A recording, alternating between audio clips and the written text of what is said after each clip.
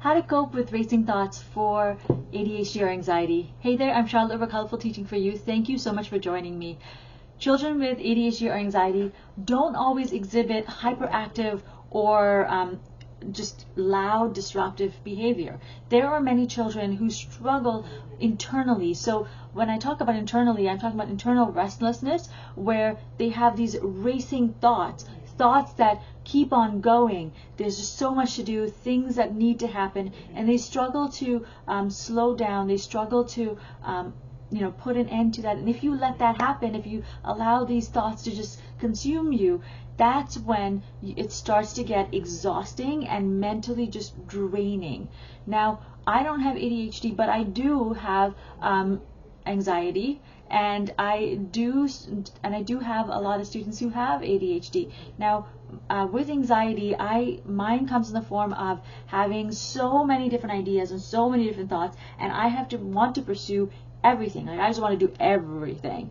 But it gets to a point where I don't even know where to start sometimes, and there's just so much going on, it frazzles me up, right? It frazzles me inside, and then I start to put myself down because I never got started on things, so I don't know what to do.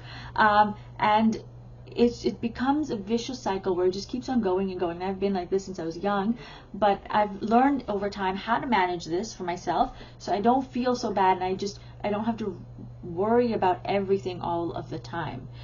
I've also worked with kids with ADHD who we've managed to help them as well with their internal restless thoughts. So we're going to look at 4 different strategies, or I think actually, 4 different strategies about how to help your child who is struggling with restless thoughts. But I want you to keep in mind that this video today is not about using these as ways of diagnosing a child. These aren't symptoms for a child with ADHD or anxiety. This can be any child in your classroom or at home, because everyone at some point exhibits racing thoughts. It just depends on the day. So please don't use this as a way of diagnosing somebody.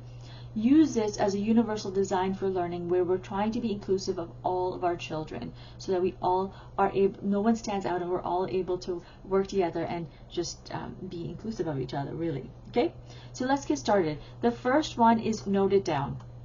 So when thoughts are racing in our mind, instead of having your child just keep on going, what I like to do with my class is I like to give them, say, a drawing pad or a writing page, and just have them write down or draw out, especially for young ones, you're drawing out all of the things that are coming to their mind. Because if you allow them to just keep on going with their thoughts, they're not going to be paying attention to you if you're talking to them, or if you're in the middle of giving them an assignment. It's just not going to happen. So get them to just draw out their thoughts, and then for the older ones, if they have an assignment that they really want to work on, have them note down when they're going to work on it, so that they can come back to it during that allotted time and intentionally work on it. Because otherwise, the need is, I have a project that's due and I need to work on it right now, because it may feel urgent in that moment. So instead of listening to you as a teacher talking, I'm going to start working on that assignment. So give them that space to be able to draw it out. You can still talk, but they're still listening. They'll be listening to you while they're at least getting it out on paper in the moment. Okay? And you can do this with all of your kids, so that nobody stands out. And if any child is struggling with restless thoughts in that moment, they can get it out on paper. Okay? The second one is to get moving.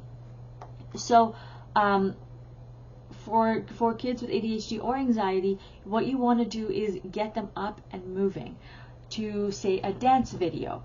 I love this because it gets you away from your thoughts, because in this moment you have to watch a video, you have to match your body's movements to the video, to the dance video. And when you are doing that, your thoughts automatically about whatever's going on in that moment has to be separated, because you can't do this and this at the same time. It's just too difficult, right? And if you are looking and you're saying, hey, we're staying on task, we're going to be doing this, or if you put on a really fun one where they get to vote on what they want, it builds excitement there, so the focus is here on this video. Okay, so get moving is one of them. The third one is be mindful. sorry, yeah, sorry, I thought I was going to do 4, but actually I'm doing 3 because I've kind of put this one together a little bit. So be mindful is, you know, are we going to do a guided meditation together? So a guided meditation, you can find a lot of these on, sorry, before I continue on to that, even with the first one, or second one, sorry, with Get Moving, and with this third one with Be Mindful, you can find a lot of these videos on either YouTube or on GoNoodle, okay? Both of them are free, both of them require you to sign up, obviously, okay? So I personally love using YouTube for the dance videos and stuff, and GoNoodle for guided meditations, and here's why. I love guided meditations, but there are other forms as well. So if you put YouTube on, you could have your kids just be calm to music, okay? Just calm your mind down and listen to soft music. On GoNoodle they have guided meditations where, and they also have it on YouTube, where you're listening and you're calming your mind down. Another form of guided meditation is also with action. You know, like it actively asks you to find you know, different parts in your body that's really tight or tense, and to visualize how you're going to calm it down, and it actually has you physically get up and move and do that as well. So there's a lot of different things that you can do with being mindful. So you could have them listen to soft music. You could have them do it where they're listening to somebody talk with soft music going on or without. That's a form of guided meditation. Or you can have them do an active guided meditation where they're actively participating in the guided meditation as well. Okay. Another thing I'd like to talk about, this is where I've combined step 3 and 4 together, is helping your children with self-regulation, because it's really difficult when a child is constantly active either physically or mentally to calm down. How do we get our kids to learn how to self-regulate so that we're not always having to say, oh, okay, do you need me to put on this video? Do you need me to put on this music? Do we need to have a piece of paper down now?